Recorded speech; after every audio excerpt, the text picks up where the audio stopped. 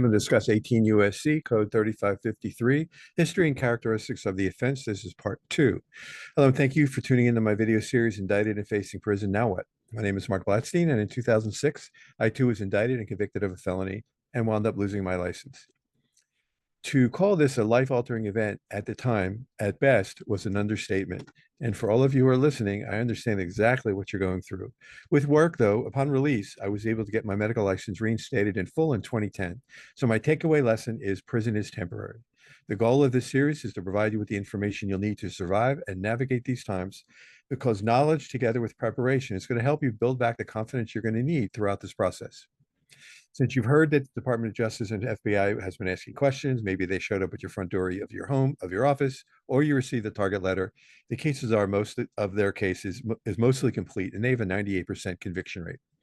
Delaying to act now is at your peril. So what does that mean? You need to identify and hire an attorney who practices federal criminal defense and is experienced in federal court. But hiring a legal team doesn't mean they have experience. They also need to have a proven track record of successfully defending cases like yours.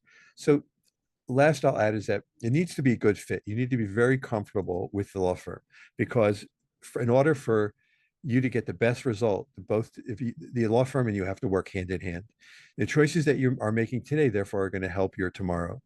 Should you have questions, please do not hesitate to call and consider engaging my service at 240-888-7778. This is your life and your future. So the story behind the story.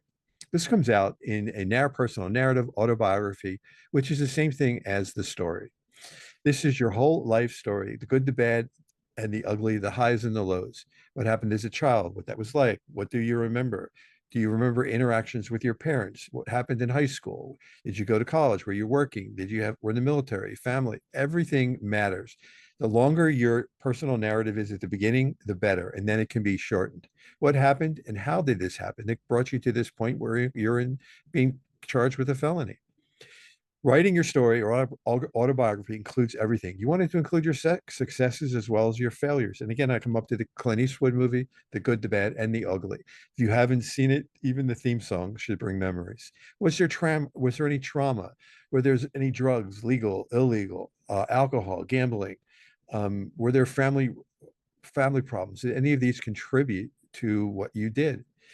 When building your defense, providing a comprehensive account through your personal narrative includes this category, history and characteristics, which is US Code 3553. This includes delving into your remorseful state of mind. In other words, feeling remorse for creating the victims that you've harmed and accepting responsibility for your actions. It's important to highlight how the impact of your behavior and its impact on the victim's life. And if giving detailed accounts of any traumatic events that they suffered or that you suffered in your upbringing.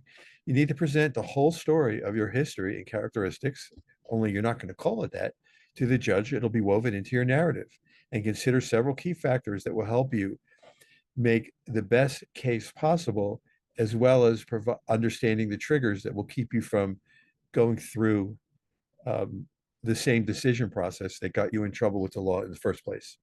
To engage my services or to have your concerns answered, please give me a call today, 240-888-7778. That's 240-888-7778. That is my own personal cell, and I answer and return all calls. If I don't pick up, please leave a brief message. You can also get all this information for free on my website. It's at pprsus.com. P as in Paul, P as in Paul, R as in Robert, S as in Sam, US.com, also known as Physician Pre-Sentence Report Service. I hope you found this helpful, and I'm grateful that you took the time to listen to the YouTube. Have a good day.